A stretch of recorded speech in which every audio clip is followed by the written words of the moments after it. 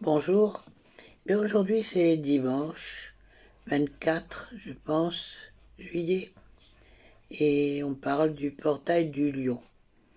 Oh, j'ai fait une petite vidéo courte, disons, pour vous présenter ce portail, mais je n'y attache pas vraiment une importance capitale. Mais le sujet qui me tient à cœur aujourd'hui, c'est tout simplement de vous parler des mémoires akashiques. On en fait tout un plat. On nous dit que depuis 2011, elles ont disparu, qu'elles se sont éteintes. Mais je reste sceptique parce que beaucoup tentent de les enseigner, ces mémoires akashiques. J'ai moi-même suivi une formation il y a déjà un certain temps pour savoir de quoi il en retournait.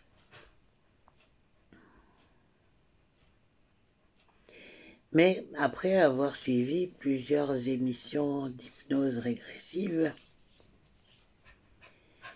et écouter, disons, certains discours comme celui de ceux de Michel Ribes ou, disons, d'autres personnages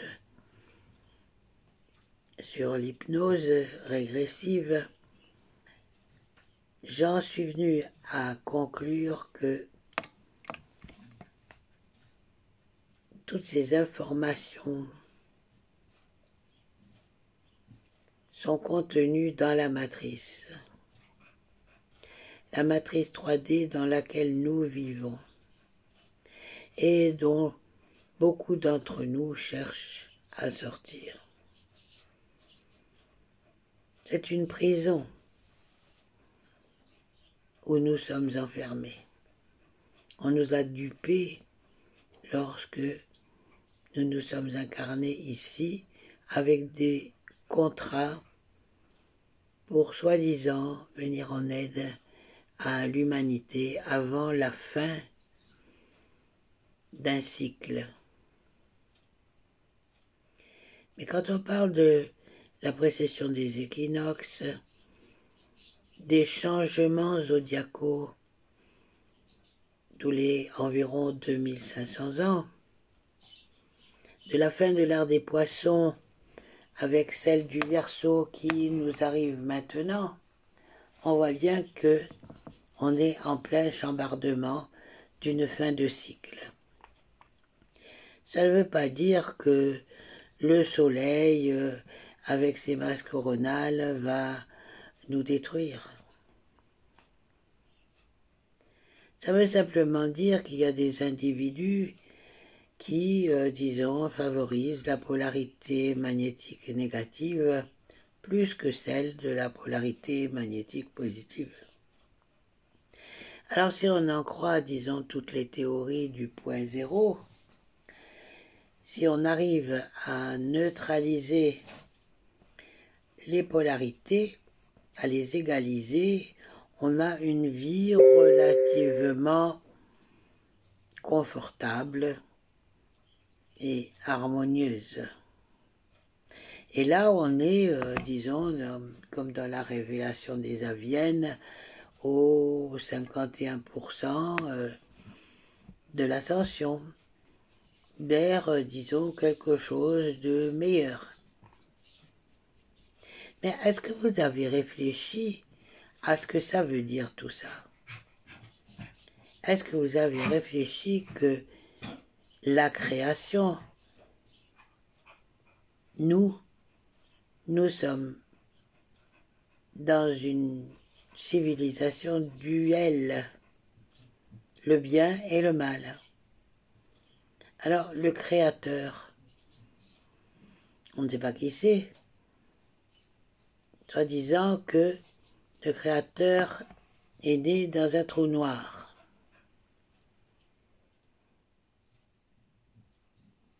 Moi je veux bien.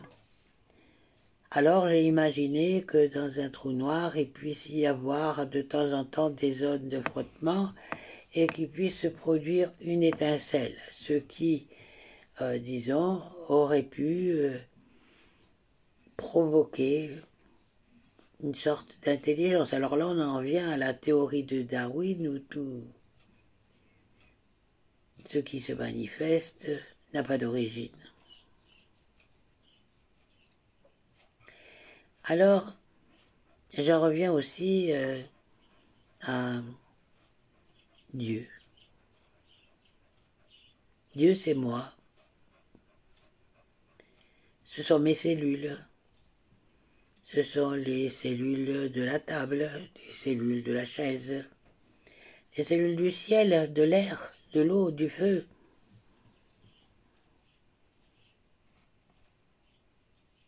De la terre. Les cellules des animaux. Alors comment tout ça a été créé? On nous explique que c'est Lucifer qui en avait assez de voir la lumière briller toujours de la même façon et qui a en quelque sorte provoqué le Créateur en lui disant « Ben voilà, moi j'en ai marre de vivre ça, je veux quelque chose qui m'apporte un certain, comment dire, une certaine distraction, un certain mouvement, un certain renouveau. » Et donc, ben, en créant la lumière et en créant l'ombre, les reflets de la lumière, les reflets de l'ombre dans la lumière, eh bien là, j'en arrive à pouvoir créer des situations qui me satisfont. En fait, Dieu, c'est Lucifer. Parce que Lucifer a besoin d'expérimenter toutes les situations, et particulièrement celle de la souffrance. Parce que quand il y a souffrance, il y a réveil de l'émotion. Et qui dit réveil de l'émotion dit réveil de la sensibilité, réveil de l'émotion pour la compassion, pour aider les autres. S'aider soi-même peut-être, avoir pitié de soi, ça serait aussi peut-être pas mal. Alors moi, tous les jours, je me dis, ben voilà, je suis dans la matrice, malgré que j'ai envie d'en sortir. Oui. Parce que tout ce qu'il y a autour de moi touche à la matrice 3D. Ah, je regarde un avion et les chemtrails, voilà, je suis dans la matrice. Je regarde les infos qui passent sur Facebook, aussi bien les bonnes que les mauvaises. En principe, je privilégie les sujets qui m'intéressent et qui me font du bien. Mais il y en a certains qui sont horribles. Et quand vous regardez l'horrible, eh bien, vous descendez en vibration. Et même, nous sommes faits comme ça. Nos cellules naissent et meurent. Elles vivent un certain temps. Il n'y a qu'à voir notre âge. Normalement, nous étions faits pour durer. Nous étions faits pour avoir la vie éternelle, soi-disant.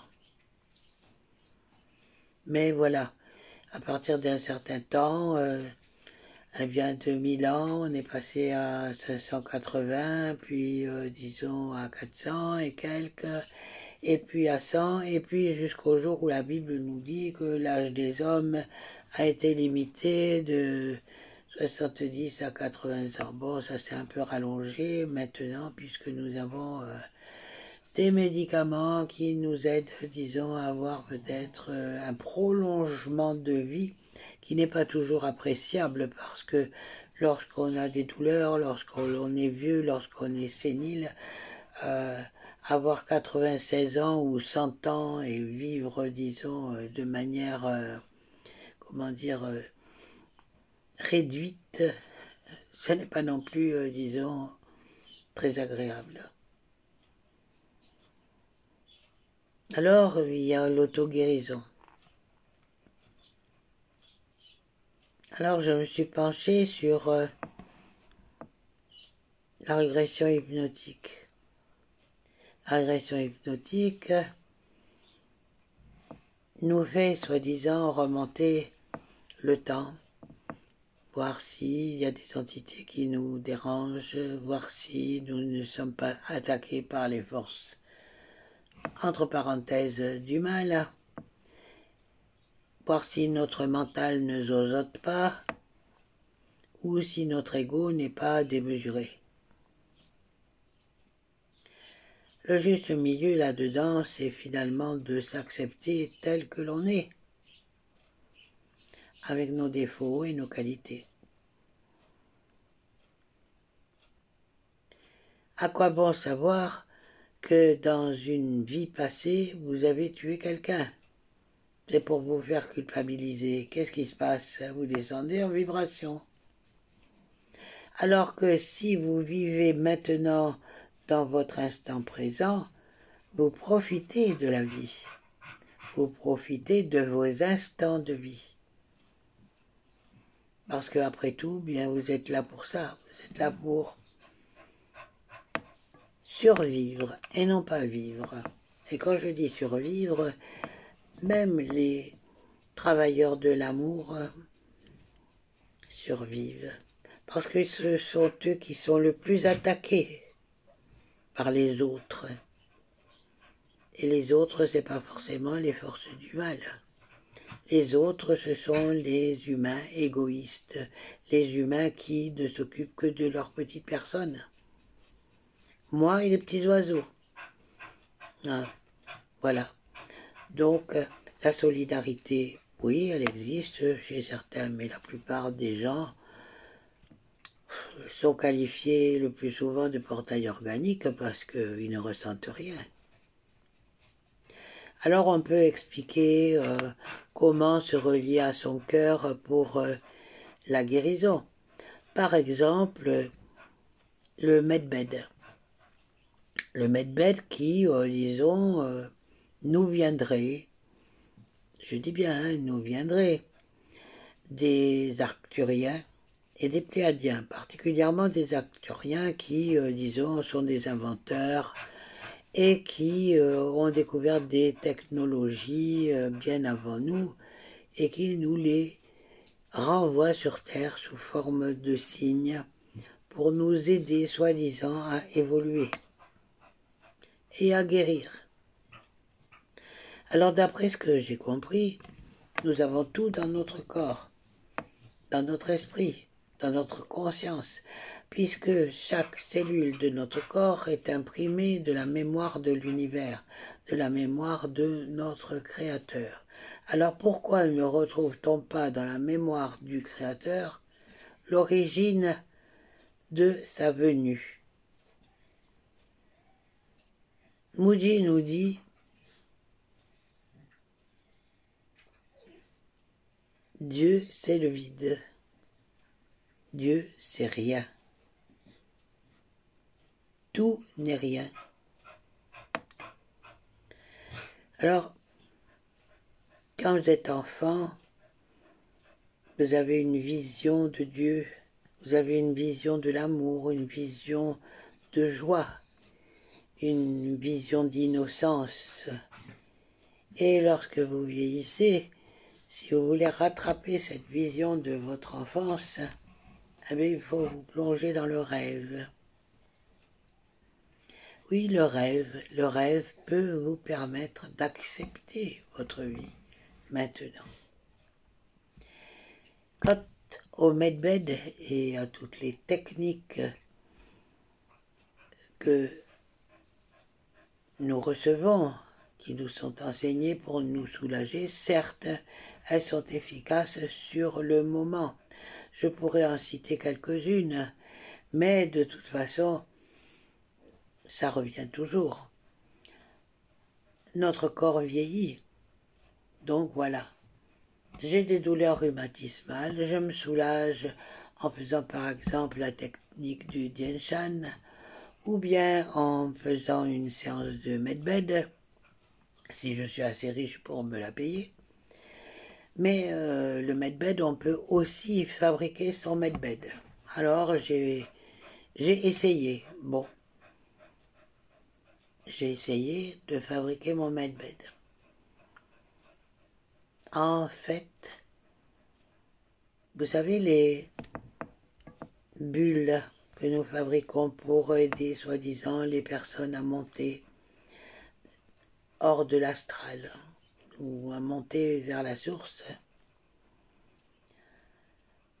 eh bien, les bulles de medbed, c'est pareil. C'est comme une bulle de savon, translucide, légèrement dorée, et à l'intérieur, il y a des cartes magnétiques qui concernent, disons, votre fonctionnement, les fonctionnements de vos organes, les cellules de vos organes. Et à partir d'une visualisation, vous pouvez, en agrandissant cette bulle, vous y mettre complètement dedans. Et là,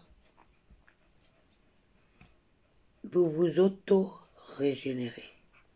Il n'est pas question que ce soit les arcturiens qui vous envoient des ondes de guérison.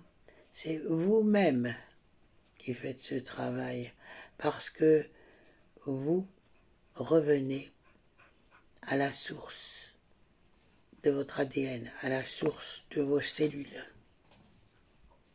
Alors à quoi bon se poser des questions? Je pense que de toute façon, quoi que nous fassions, nous subissons notre temps sur Terre, une expérience désagréable pour certains, heureuse pour d'autres. Alors, que choisir?